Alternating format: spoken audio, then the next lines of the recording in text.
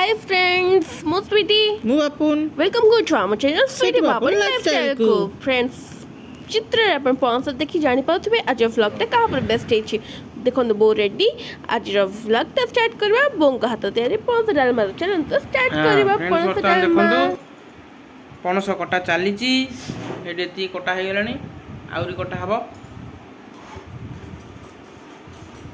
କେମିତି କଟା ପ୍ରୋସେସଟା ଟିକେ ଦେଖନ୍ତୁ।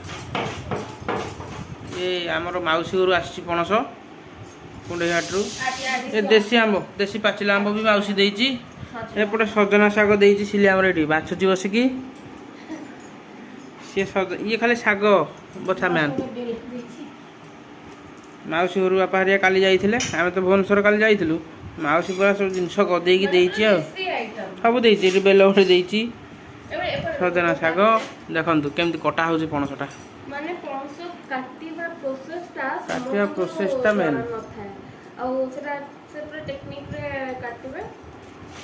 ତାକୁ ଟିକେ କଟା ହେଇକି ଆଗ କାଗଜରେ ପୋଛା ହେଇଗଲା ତା ଅଠା ହେଲା, ତାପରେ ଏଇ ଟାଇପର କଟା ହେବ ସବୁ। ପଣସ ଏତେ ଅଠା ନାହିଁ ନା?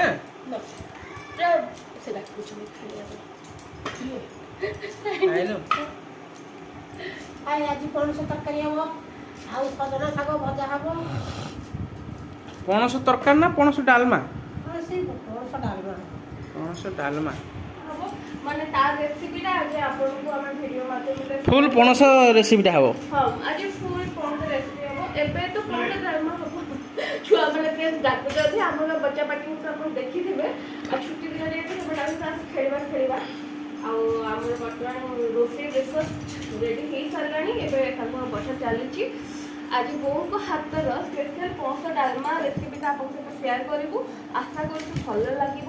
ଆଉ ଦେଖନ୍ତୁ କେମିତି କ'ଣ ହେଉଛି। ହେଲା ପରେ ଆପଣ ନିଜେ ଟ୍ରାଏ କରିବେ, ତାପରେ ଆପଣଙ୍କ ସହିତ କଥା ହେବ। ଆଉ ବୋଉ ତାର କାଟି ଚାଲିଛି।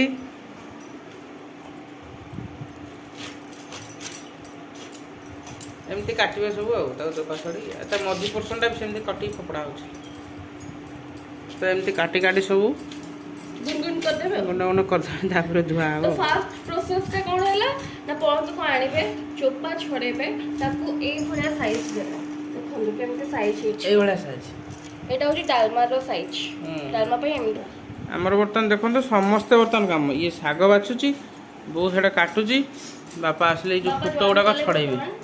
ବାପା ତମେ କ'ଣ କରୁଛ? ଏଇ ଯେଉଁ ପଣସ ଫୁଟ ଗୁଡ଼ାକ ଡାଲମାରେ ପଡ଼ିବ। ଏଇ ଯେଉଁ ଫୁଟକୁ ତାର ଯେଉଁ କୋଲା ଅଂଶଟା, ସେଇ ଅଂଶଟା ପଡ଼ିବ, ପ୍ଲସ୍ ତାର ମଞ୍ଜିଟା ପଡ଼ିବ। ଏଇଟା ଛଡ଼େଇ ଦେଲେ ମିଶେଇକି ତା ଦେହରୁ ଛଡ଼ା ହେବ। ଏଇଗୁଡ଼ାକ ଏଇ ଯେଉଁ ଦେଖାଉନି ଶିରୁଆ ଭଳିଆ, ଏଗୁଡ଼ା ଫୋପଡ଼ା ହେବ। ମାନେ ମଞ୍ଜିଟା ପଡ଼ିବ। ମଞ୍ଜି ଉପରେ ଯେଉଁ ଲେୟାରଟା ଥାଏ ତାକୁ ଛଡ଼େଇକି ମଞ୍ଜିଟାକୁ ଏମିତି କାଢ଼ିବାକୁ ପଡ଼ିବ। ଓହୋ ହାଲିଆ ହେଇଗଲାଣି ସମସ୍ତେ ଛଡ଼େଇ। ଫ୍ରେଣ୍ଡସ୍ ଦେଖନ୍ତୁ, ମାନେ ପଣସ ହେବ ବୋଲି ଇଏ ପରିସ୍ଥିତି କ'ଣ, ମାନେ ଘର ଦ୍ୱାର ପୁରା ଛିନଛତ୍ର ହେଇଗଲାଣି। ଆଉ ମାନେ ଅବସ୍ଥା ଶୋଚନୀୟ ସବୁ ହେଇଗଲାଣି। ହଉ ସଂସ୍ଥା ଚାଲୁ ଆଉ।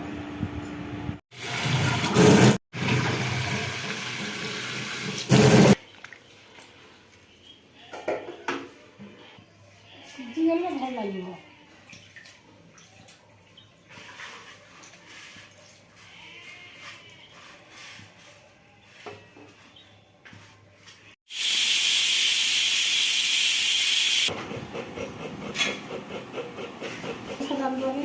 ଭଜା ମୁଗ ପଡ଼ିବ।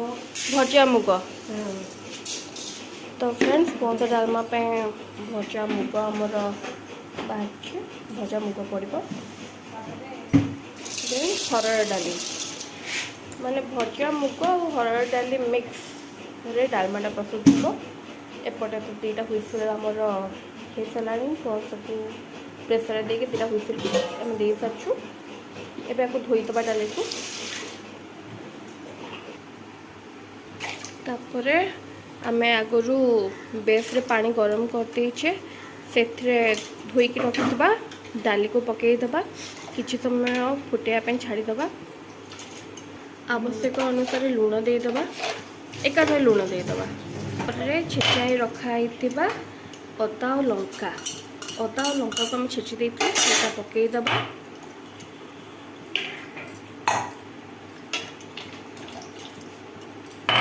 ଆଉ ହଳଦୀ ପକାଇବା ଆବଶ୍ୟକ ଅନୁସାରେ। ଏବେ କିଛି ସମୟ ଘୋଡ଼ଣି ଦେଇକି ଫୁଟିବା ପାଇଁ ଛାଡ଼ିଦେବା।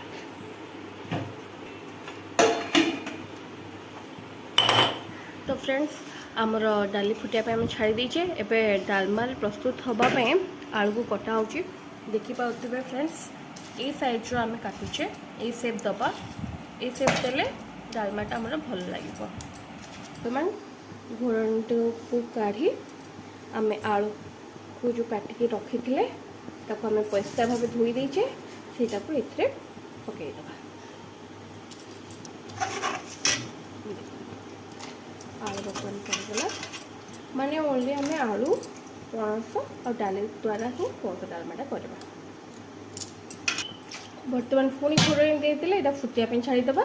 ଏଇଟା ଫୁଟିଗଲା ପରେ ଆମର ଯେଉଁ ପଣସ ସିଝିକି ଅଛି ତାକୁ ସେଇଥିରେ ମିଶାଇଦେବା, ତାପରେ ଛୁଙ୍କ ଦେଇଦେବା। ଆଉ ଆମେ ଯେଉଁ ସିଝେଇକି ରଖିଛେ, ସିଝଉଛେ ବର୍ତ୍ତମାନ ଡାଲି ଆଳୁ, ସେ ମିଶ୍ରଣରେ କିଛି ତେଜପତ୍ର ପକାଇଦେବା, ଯାହାଦ୍ୱାରା ଟେଷ୍ଟ ଭଲ ଆସିବ। ପକାଇ ଘୋଡ଼େଇଦେବା। ଦେଖନ୍ତୁ ଫ୍ରେଣ୍ଡସ୍ କେମିତି ସିଝିଗଲାଣି ଆମର ଡାଲି।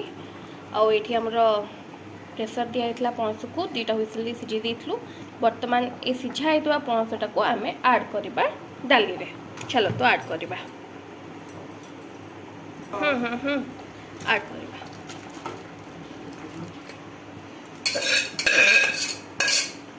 ତାପରେ ଆମର କୋରା ହେଇଥିବା ନଡ଼ିଆ କିଛି ପକାଇଦେବା। ଏଇଟା ହେଉଛି ପୁରା କଷି ନଡ଼ିଆ, କଅଁଳିଆ ନଡ଼ିଆଟା, ଯାହାଦ୍ୱାରା କି ଡାଲମାର ଟେଷ୍ଟ ବେଶୀ ଭଲସେ ବଢ଼ିଯାଇପାରିବ।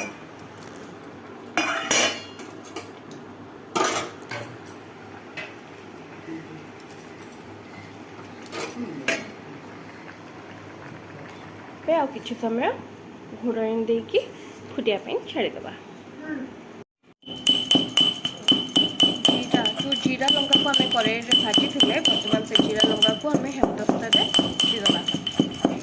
ବର୍ତ୍ତମାନ ରେଡ଼ି ହେଇଗଲା ଆମର ଜିରା ଲଙ୍କା ଗୁଣ୍ଡ। ଦେଖିପାରୁଥିବେ ଏଇଟା ହେଉଛି ରୁଚିର କରି ପାଉଡ଼ର। ଏଇଟା ହେଉଛି ମେନ୍ ଇନଗ୍ରିଡ଼ିଏଣ୍ଟ ଯେଉଁଟାକି ଆମର ଆମର ରେଡ୍ ଚିଲି ପାଉଡ଼ର। ଏଇଟା ବି ଆମେ ଡାଲମାରେ ଆଡ଼୍ କରିବା। ବର୍ତ୍ତମାନ ଫ୍ରେଣ୍ଡସ୍ ଯାଇଥିବା ପିଆଜ ପକାଇଦେବା, ଯେଉଁଟାକି ସିକ୍ରେଟ୍ ଟିପ୍ସ। ପିଆଜ ଟିକେ ପକାଇଦେଲେ ଟେଷ୍ଟଟା ଭଲ ହୁଏ। ଯଦି ଆପଣ ନ ପକାଇବାକୁ ଚାହୁଁଛନ୍ତି କିଛି ପ୍ରୋବ୍ଲେମ୍ ନାହିଁ, ସାଧା ସିଧାରେ ବି କରିପାରିବେ। ବର୍ତ୍ତମାନ ଟିକେ ଗୋଳେଇ ଦେବା। ଆମର ଡାଲମା ପ୍ରାୟ ହେଇ ଆସିଲାଣି। ଏଇଟା ଟିକେ ହେଇ ଆସିଲାଣି, ବୋଧେ ସିଝି ଆସିଲାଣି, 70% ସିଝିଗଲାଣି। ଏପଟେ ଟିକେ ଗରମ ପାଣି ବସିଛି ଦିଆହେବ। ଏପଟେ ଟମାଟୋ ଟିକେ କାଟିଛି ପଡ଼ିବ। ଆଉ ଏପଟେ ଯେଉଁ ଗରମ ପାଣିଟା ହେଇଥିଲା ସେପଟେ ପଡ଼ିଗଲା। ବର୍ତ୍ତମାନ ଏ ଟିକେ ବହଳିଆ ହେବ, ପାଣିଆ ହେବାର ନାହିଁ। ବହଳିଆ ହେଲେ ଭଲ ଲାଗିବ। ଫ୍ରେଣ୍ଡସ୍ ବର୍ତ୍ତମାନ ଏଟାକୁ ଛୁଙ୍କ ମାରିଦେବା। ତ ଫ୍ରେଣ୍ଡସ୍ ବର୍ତ୍ତମାନ ଆମେ ଛୁଙ୍କ ମାରିବା। ଲଙ୍କା କିଛି ପକାଇ ଦେଇଛେ, ଏବେ ତେଲ କିଛି ପକାଇଦେଲେ କଡ଼େଇରେ। କିଛି ପଞ୍ଚ ଫୁଟଣ ବର୍ତ୍ତମାନ ଆଡ଼୍ କରିବା। କିଛି ସୋରିଷ ପକାଇବା, ଜିରା କିଛି ପକାଇବା, ଆଉ ଫୁଟିବା ପାଇଁ ଛାଡ଼ିଦେବା। ସାଉଣ୍ଡ ଶୁଣିପାରୁଥିବେ ଫ୍ରେଣ୍ଡସ୍। ଗୋଟେ ଆମର ଡାଲମା ପ୍ରାୟ 85ରୁ 90% ସିଝିଗଲାଣି। ଯେଉଁ ଛୁଙ୍କଟା ଆମେ କରୁଛେ ସେଥିରେ ଆଡ଼୍ କରିଦେଇକି କିଛି ଗରମ ପାଣି, କିଛି ଜିରା ଗୁଣ୍ଡ, ଲଙ୍କା ଗୁଣ୍ଡ ସବୁ ଦେଇକି କିଛି ସମୟ ଫୁଟିବା ପାଇଁ ଛାଡ଼ିଦେବା। ଆଉ ଟିକେ ଚିନି ପକାଇଦେବା ସ୍ୱାଦ ପାଇଁ। ଏବେ କଟା ହେଇ ରଖିଥିବା କିଛି ଟମାଟର ପକାଇଦେବା।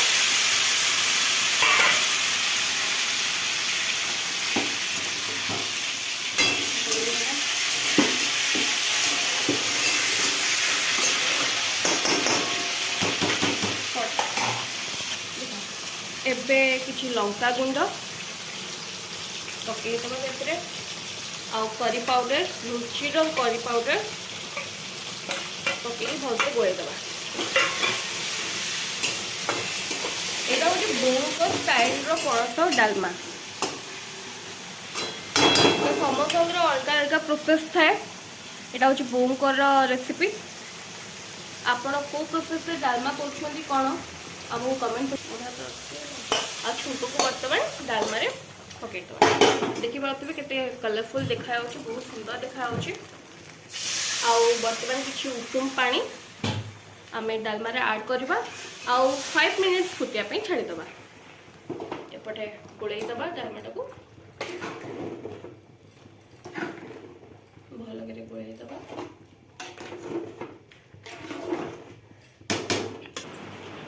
बर्तन फ्रेंड उषुम पानी को आमे देई दबा डालमा रे आउटी उषुम पानी दिया आउटे उषुम पानी दिया हैला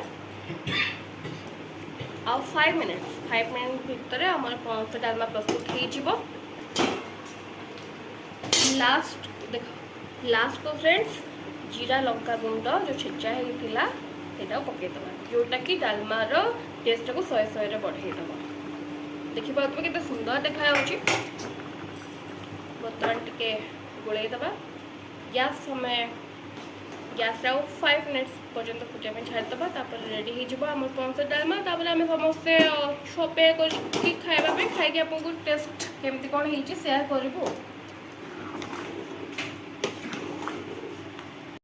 आशा करूँ भिडियोटी आपको भल लगी निहाती भाव जदि आपको भिडियोटी भल लगी कमेंट सेक्शन में कमेंट कर जन थैंक्स फॉर वाचिंग।